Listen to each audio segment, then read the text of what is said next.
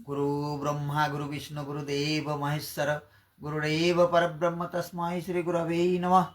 ओम नमो भगवते वासुदेवाय।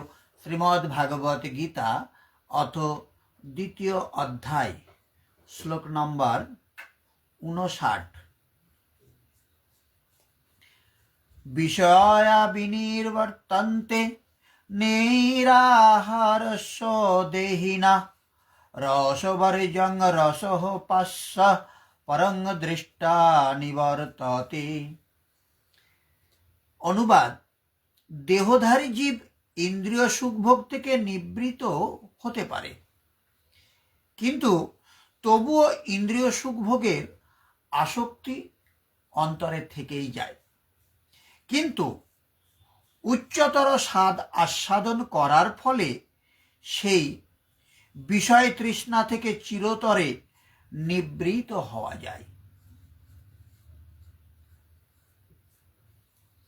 ইন্দ্রিয় দ্বারা যে পুরুষগণ বিষয় ভোগ গ্রহণ করেন না, তারা বিষয় থেকে নিবৃত হন, কারণ তারা গ্রহণ করেন না, কিন্তু তাদের আসক্তি দূর হয় না। অন্তরের মধ্যে একটু ইচ্ছা থেকেই যায়, আসক্তি রয়েই যায়।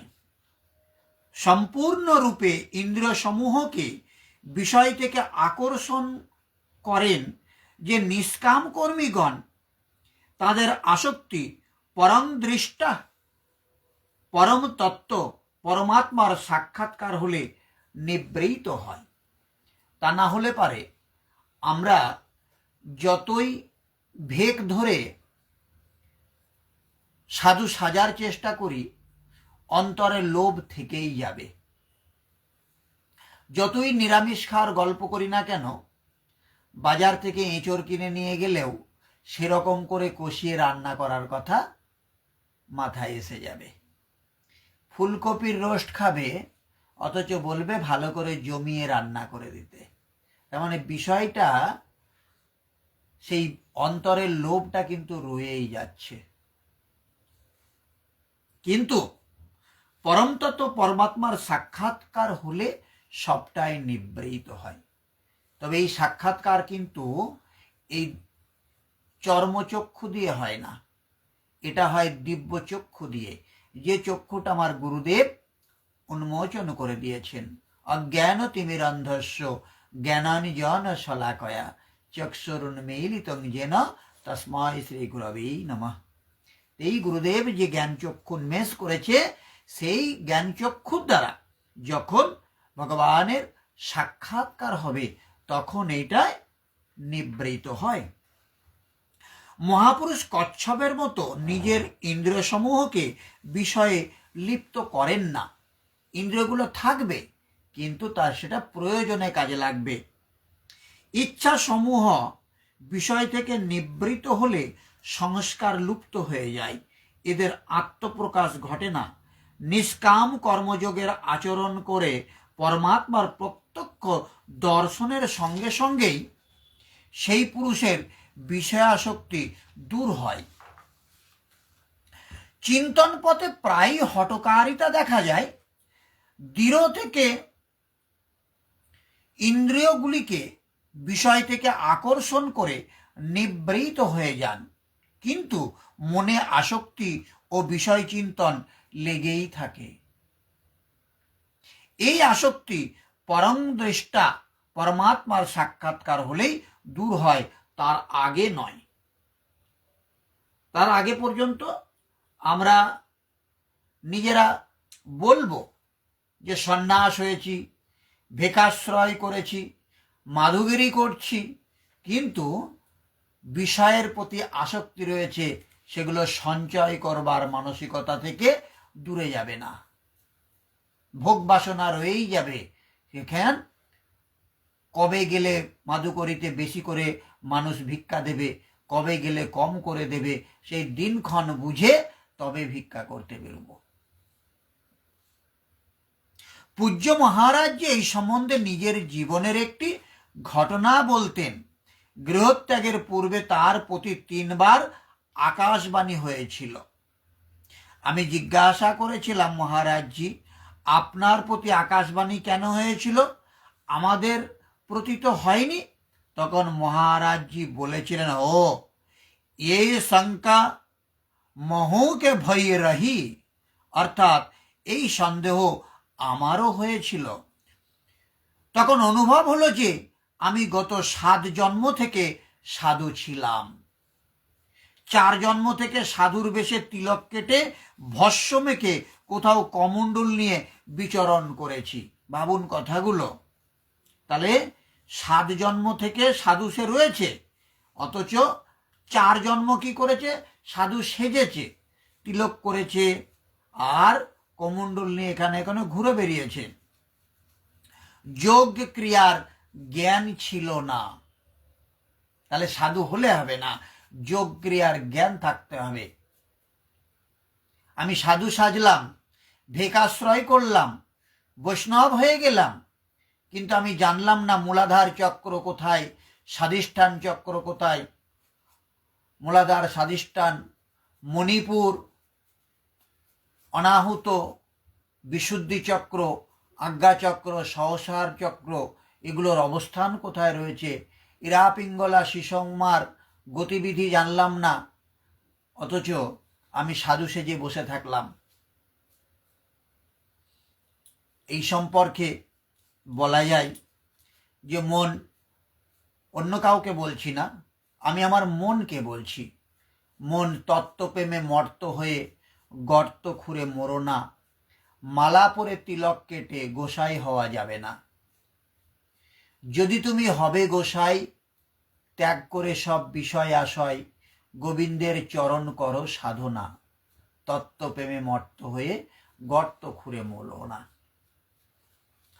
18 মোকামের তত্ত্ব যদি তুমি করো রপ্ত, হবে তবে বড় ভক্ত, গোসাই তবু হবে না, তত্ত্বপ্রেমে মর্ত হয়ে গর্ত খুঁড়ে মরো না। বাজারে যে মহাজন 3 নারীতে করে গমন, আবার সপ্ততলায় করে রমন, ধরো যদি তার স্ত্রী চরণ, মরণ তোমার হবে না, তত্ত্বপ্রেমে মর্ত হয়ে গর্ত খুঁড়ে মরো না, মালা পরে তিলক কেটে গোসাই হওয়া যাবে না।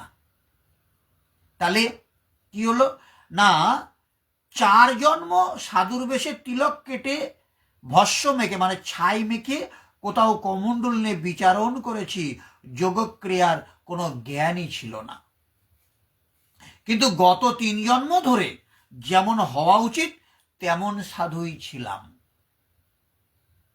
একজন সাধুর যা যা গুণগত মান থাকার কথা ছিল, 3 জন্ম সেই গুণগুলো ছিল। আমার অন্তরে যোগক্রিয়া জাগ্রত ছিল, পূর্বজন্মেই নিবৃত হয়ে এসেছিল, কিন্তু 2টি ইচ্ছা বাকি ছিল। প্রথমটা হচ্ছে স্ত্রী সঙ্গ করা, মৈথুন সুখ, যৌন আনন্দ উপভোগ করবার চরম ইচ্ছা আমার মধ্যে ছিল। আর কি ছিল না, নেশা করা, গাঁজা খাওয়ার একটা নেশা ছিল। অন্তর্মনে ইচ্ছা ছিল, কিন্তু বাইরে থেকে আমি শরীরকে দৃঢ় রেখেছিলাম, মনে বাসনা ছিল, তাই জন্ম নিতে হয়েছে। এই বাসনাটা যদি নিবৃত হয়ে যেত তাহলে আর এই 2টো কাজের জন্য আর জন্ম নিতে হতো না। আবার জন্ম নিতে হলো এই যৌন বাসনা পূরণ করবার জন্যে এবং ওই গাঁজা খেয়ে তৃপ্তির সুখ টান দেওয়ার জন্যে। জন্মের পর অল্প সময়ের মধ্যেই ভগবান সবকিছু দেখিয়ে শুনিয়ে নিবৃত প্রদান করেছে, 2-3 তুরি দিয়েই সাধু বানিয়ে দিয়েছেন। এই সাধু হতে গেলে পরে সাদা কাপড় পরার দরকার নেই, গেরুয়া কাপড় পরবার দরকার নেই, লম্বা করে তিলক কাটারও দরকার নেই। তাই বলছে সাধু সেজো না, সাধু সেজো না, সাধু সেজো না। কোন জোনা? এই যে সাধু সেজো না, সাধু তোমরা সেজো না।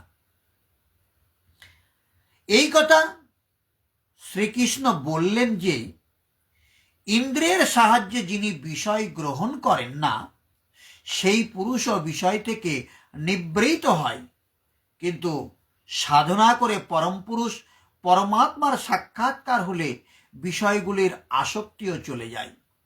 অতএব সাক্ষাৎকার যতক্ষণ না হয় ততক্ষণ কর্ম করা উচিত। ওর কছু প্রথম বাসনা রহি প্রভুপদ প্রীতি সরিত সবহি। একথা রামচরিত মানসে 5 নম্বর স্কন্ধের 48 নম্বর অধ্যায়ের 6 নম্বর শ্লোকে প্রতিপন্ন করা হয়েছে। কি বলেছে? এই কথার অর্থ, ইন্দ্রিয়গুলিকে বিষয় থেকে নিবৃত্ত করা অত্যন্ত কঠিন, এর উপর আলোকপাত করেছেন 60 নম্বর শ্লোকে। তাহলে আমরা 60 নম্বর শ্লোক পড়বার আগে 59 নম্বর শ্লোকের তাৎপর্য কি বলেছে এটা একটু আমরা জেনে নিই। তাৎপর্য বলছে, অপ্রাকৃত স্তরে অধিষ্ঠিত না হলে ইন্দ্রিয় সুখ ভোগ পরিত্যাগ করা সম্ভব নয়। বিধিনিষেধের দ্বারা ইন্দ্রিয় সুখ ভোগ থেকে নিবৃত্ত হওয়ার পন্থা অনেকটা রোগীর বিশেষ ধরনের খাদ্যের উপর নিষেধাজ্ঞার মতো, যেটা খেতে নেই। রোগী সাধারণত এই সমস্ত বিধিনিষেধ পছন্দ করেন না, বা তার খাওয়ার লালসাও কোনো অংশে কমে না। তেমনি যে নিয়মগুলো, যেমন যম, নিয়ম, আসন, প্রাণায়াম, প্রত্যাহার, ধারণা, ধ্যান ইত্যাদি অষ্টাঙ্গ যোগের মতো কিছু পারমার্থিক পদ্ধতির দ্বারা যে ইন্দ্রিয় সংযম, তা উন্নত জ্ঞানহীন অল্পবুদ্ধি সম্পন্ন ব্যক্তিদের জন্য অনুমোদিত হয়েছে। আবারও বলি লাইনটা, যে অষ্টাঙ্গ যোগের মতো কিছু পারমার্থিক পদ্ধতির দ্বারা যে ইন্দ্রিয় সংযম, তা উন্নত জ্ঞানহীন অল্পবুদ্ধি সম্পন্ন ব্যক্তিদের জন্য অনুমোদিত হয়েছে। কিন্তু যিনি কৃষ্ণ ভাবনাময় প্রগতি সাধনের মাধ্যমে শ্রীকৃষ্ণের কন্দর্পকটি কমনীয় রূপের আস্বাদন করেছেন, তার আর নিষ্প্রাণ জড়বস্তুর প্রতি কোন রকম রুচি থাকে না। তাই আধ্যাত্ম মার্গের প্রাথমিক স্তরেই কেবল বিধিনিষেধের মাধ্যমে ইন্দ্রিয়গুলিকে দমন করতে হয়। কৃষ্ণ ভাবনায় যতক্ষণ পর্যন্ত রুচি না হচ্ছে ততক্ষণ এই বিধিনিষেধগুলি প্রয়োজন হয়। যখন কেউ প্রকৃতপক্ষে কৃষ্ণ ভাবনায় অধিষ্ঠিত হন, তখন তিনি আপনা থেকেই ইতর বস্তুর প্রতি আর রুচি হারিয়ে ফেলেন, তখন আর এতে রুচি আসবে না।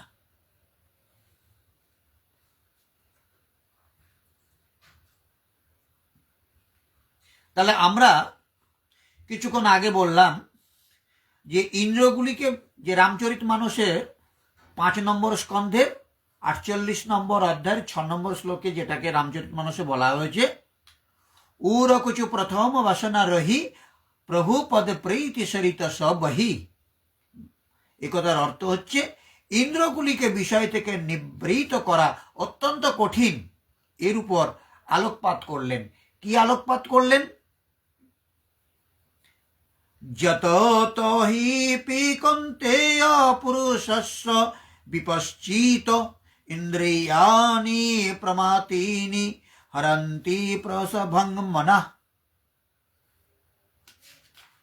এই সংস্কৃতের বাংলা অনুবাদ হচ্ছে,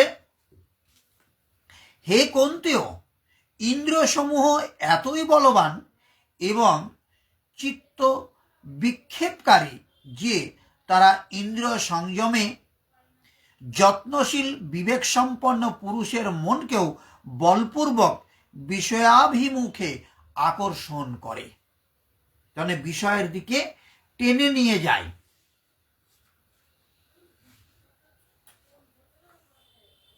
যে কন্তেয়, প্রমথনশীল ইন্দ্রসমূহ যত্নশীল মেধাবী পুরুষের মনকে বলপূর্বক হরণ করে বিচলিত করে দেয়। তাৎপর্য কি বলছে? কৃষ্ণ ভক্তি যে সর্বশ্রেষ্ঠ যোগ তা এখানে স্পষ্টভাবে ব্যাখ্যা করা হয়েছে। আর কৃষ্ণ ভক্তি ছাড়া ইন্দ্রকে সংযত করা কখনোই সম্ভব নয়। ইতিপূর্বে উল্লেখ করা হয়েছে, মহা তেজস্বী দুর্বাসা মুনি অহংকারবশত অকারণে মহারাজ অম্বরীশের প্রতি ক্রুদ্ধ হয়ে তার ইন্দ্রিয়ের উপর নিয়ন্ত্রণ হারিয়ে ফেলেছিলেন। পক্ষান্তরে মহারাজ অম্বরীশ যদিও দুর্বাসার মতো শক্তিশালী তপস্বী ছিলেন না, কিন্তু তিনি ছিলেন একজন শুদ্ধ কৃষ্ণ ভক্ত। অন্তরে ভগবানের ধ্যানে মগ্ন থেকে তিনি দুর্বাসার সমস্ত অন্যায় অত্যাচার নীরবে সহ্য করেছিলেন এবং তার ফলে তার জয় হয়েছিল। শ্রীমদ্ ভাগবতে 9 নম্বর স্কন্ধে আর 4 নম্বর অধ্যায়ের 18 থেকে 20 নম্বর শ্লোকেটা বর্ণিত হয়েছে। নিম্নোক্ত গুণাবলীর অধিকারী হবার ফলে মহারাজ অম্বরীশ তার ইন্দ্রগুলিকে দমন করতে সক্ষম হয়েছিল। কি কি সেই গুণাবলী ছিল?